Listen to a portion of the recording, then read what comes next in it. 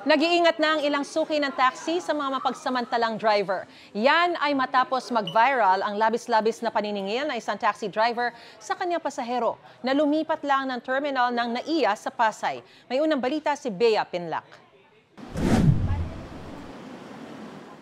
Pauwi na ng Misamis Occidental ang pamilya ni Nelson. Mula sa isang bus terminal sa Pasay, sumakay sila ng taxi papuntang NAIA Terminal 3. Nasa 200 piso lang daw ang lumabas sa meter ng taxi. Pero kwento nilang mag-asawa, humirit pa ang driver nila ng dagdag 50. Paalala ni Nelson sa mga gaya nilang suki ng taxi. Mag-ingat na lang sa mga yung ibang taxi driver kasi iniisip naman nila yung pamilya nila. Kasi yung iba naman parang mambudol sila sa kapwa nilang Pilipino. Ang first-time OFW naman na si Christina, biyaheng Dubai ngayong umaga. Sakto lang naman daw ang nasa 200 piso ring singil sa kanila sa taxi galing sa isang hotel sa Pasay. Paghahatian pa kasi nila ito ng dalawa niyang kapwa OFW. Pero aalma raw si Nelson at Christina kung aabot na ng 1,000 piso ang singil sa kanila sa taxi, lalo na kung napakalapit lang ng pinanggalingan nila.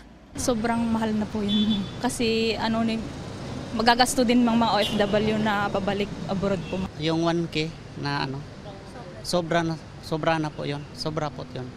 Isang taxi driver kasi sa NAIA ang nag-viral kamakailan matapos singilin ng lagpas pa sa 1,000 piso ang pasahero niyang lumipat lang ng terminal. 1,260, ganon?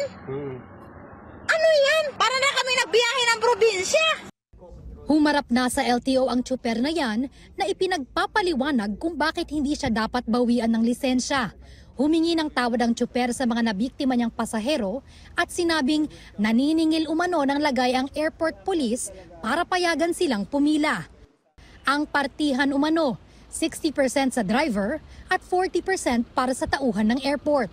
Itinanggi ng MIAA ang mga paratang. Ang sistema po sa loob ng airport ay talagang napakataas po ng singilan dyan. At yan po ay nalalaman ng lahat ng mga empleyado, kahit nga gwardiya po ay alam po yan, yung sistema na yan dyan. At yan lalong-lalo na yung mga tinatawag na APD natin dyan. Alam po nila yan yung sistema na yan dyan. Kasi kami mga driver sa labas, pag kami hindi nakapagbigay para sa APD, tumatawag po yan ng mobile, matik po yan, paparadahan kami, kakatin kami yan sa may labas. Titikitan po kami yan. At yung ticket na yun po ay pang LTO at tutubos kami sa LTO.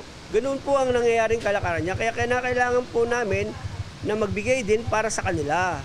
Hindi raw nakikialam ang Airport Police Department sa singil ng mga taxi. Nakikipag-ugnayan na ang DOTR sa LTFRB at LTO hinggil sa issue. Ang mungkahi naman ng ilang pasaherong nakausap natin, Mag-ano na lang sila ng regulation, ma'am, na para fair po sa mga pasahero na ipapatupad para alam ng mga driver na at sundin nila yun, ma'am. ito ang unang balita, Bea Pinlac para sa GMA Integrated News. Gusto mo bang mauna sa mga balita? Mag-subscribe na sa GMA Integrated News sa YouTube at tumutok sa unang balita.